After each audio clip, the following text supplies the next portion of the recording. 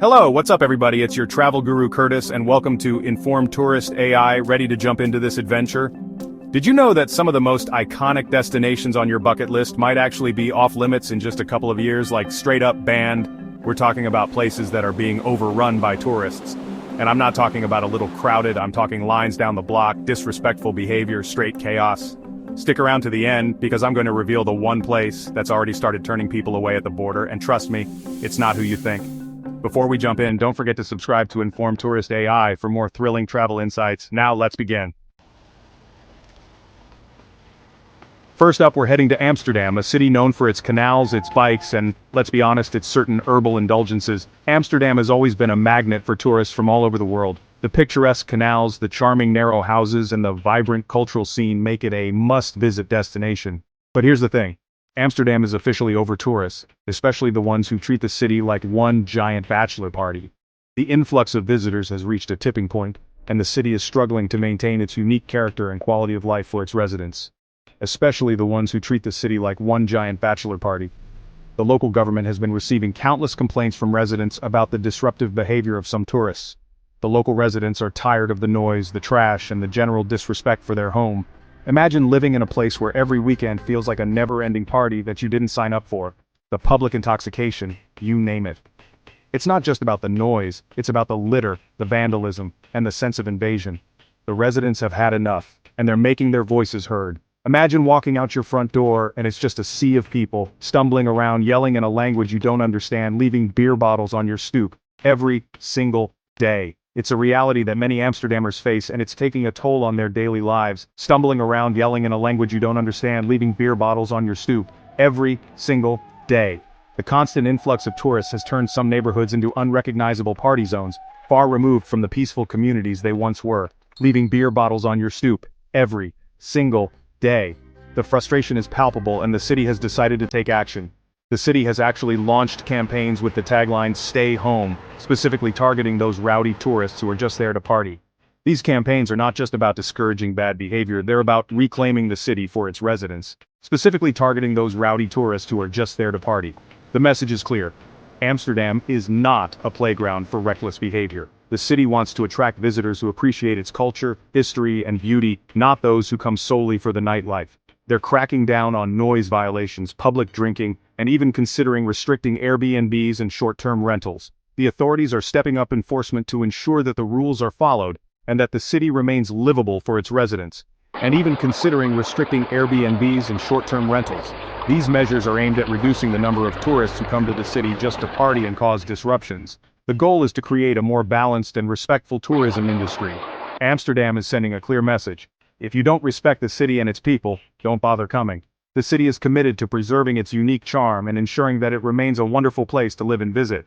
So, if you're planning a trip to Amsterdam, remember to be respectful and considerate.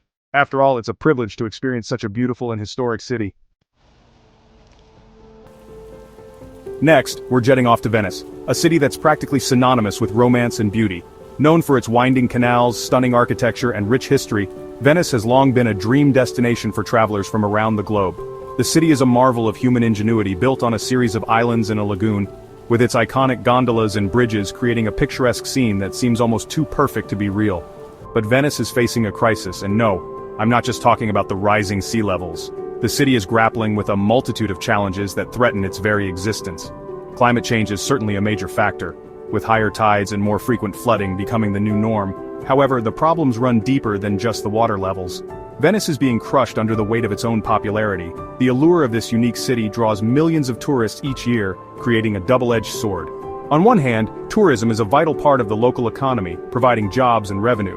On the other hand, the sheer volume of visitors is overwhelming the city's infrastructure and putting immense pressure on its delicate ecosystem. Every year, millions of tourists descend upon this fragile city, clogging its narrow streets, overwhelming its infrastructure, and quite literally eroding its foundations.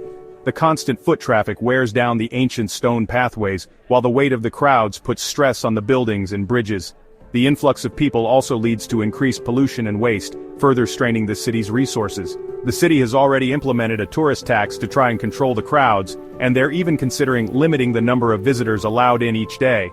These measures are aimed at preserving Venice's cultural heritage and ensuring that future generations can continue to enjoy its beauty. However, they also raise questions about accessibility and the balance between conservation and tourism. Imagine having to enter a lottery just for the chance to walk through St. Mark's Square or take a gondola ride. This might seem extreme, but it's a reality that Venice is seriously considering. The idea is to manage the flow of tourists in a way that minimizes the impact on the city while still allowing people to experience its wonders. It's a delicate balancing act, and one that requires careful planning and cooperation from both the local authorities and the visitors themselves. That's the reality Venice is facing. The question is it already too late? Can the city be saved from the combined threats of climate change and over-tourism? Or are we witnessing the slow, inevitable decline of one of the world's most treasured cultural landmarks? The answers are not simple, and the solutions will require a concerted effort from all of us.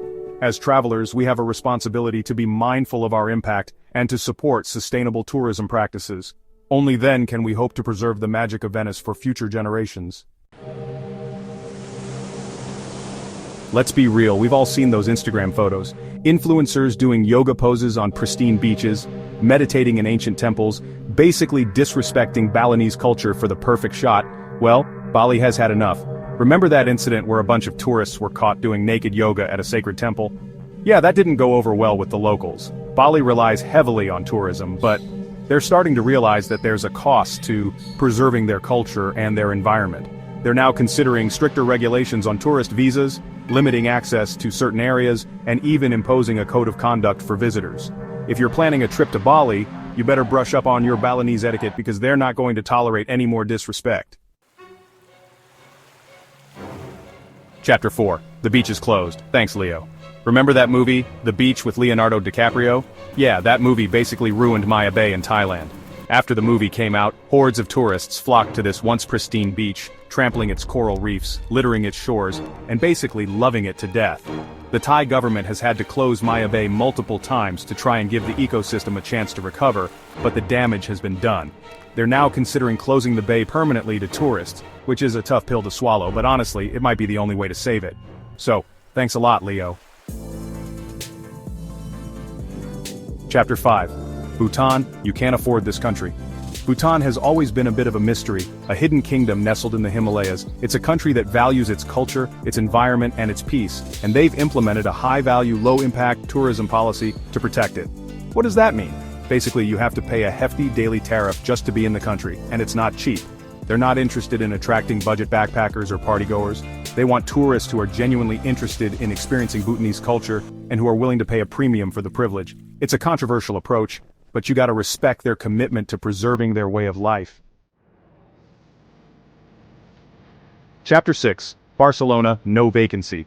Barcelona, the vibrant capital of Catalonia, is known for its stunning architecture, its delicious food, and its lively nightlife.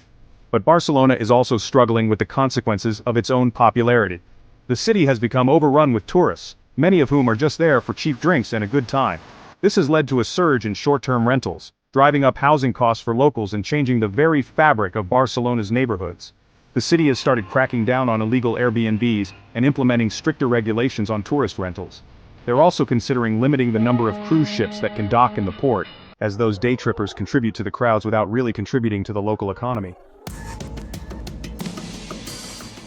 Outro, are we the problem? So, what do you think? Should these countries ban tourists, or is there a better solution? This is a question that has been on the minds of many, especially as we see more and more destinations struggling with the influx of visitors. On one hand, tourism brings in much-needed revenue and can help preserve cultural heritage. On the other hand, it can lead to overcrowding, environmental degradation, and a loss of local identity.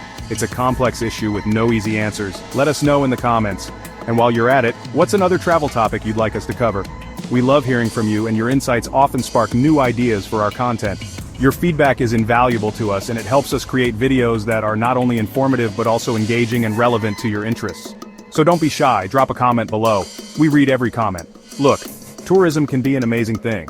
It can connect people from different cultures, boost economies, and create unforgettable experiences. Imagine walking through a bustling market in Marrakesh, or standing in awe before the ancient ruins of Machu Picchu. These experiences are priceless, and can foster a greater understanding and appreciation of our world. However, it's important to remember that these places are not just tourist attractions. They are homes, sacred sites, and ecosystems that need to be respected and protected. But it's a delicate balance. As travelers, we have a responsibility to be mindful, respectful, and to think about the impact we have on the places we visit. This means doing our research before we go, supporting local businesses, and being conscious of our environmental footprint. It also means respecting local customs and traditions, and being aware of the social and cultural dynamics of the places we visit. Responsible tourism is not just about minimizing harm, it's about making a positive contribution to the communities and environments we encounter. Otherwise, we risk loving these destinations to death. Overcrowding can lead to the degradation of natural and cultural sites, making them less enjoyable for everyone. It can also put a strain on local resources and infrastructure, and disrupt the lives of local residents. In some cases, it can even lead to the closure of popular sites to tourists, as we've seen with places like Boracay in the Philippines and Maya Bay in Thailand. We need to find a way to balance the benefits of tourism with the need to protect and preserve these precious places. Thanks for watching InformedTouristA.I. Please hit the like button and subscribe. It's free and supports the channel. Your support helps us continue to create high-quality content that informs and inspires. By subscribing, you'll be the first to know when we release new videos, and you'll be joining a community of like-minded travelers who are passionate about exploring the world responsibly. So, go ahead and click that subscribe button. Now enjoy one of these videos. See you next time. We've got a great selection of videos for you to choose from, covering a wide range of travel topics. Whether you're looking for tips on sustainable travel, destination guides, or cultural insights, we've got something for everyone. So sit back, relax, and enjoy. And remember, the journey is just as important as the destination. Happy travels!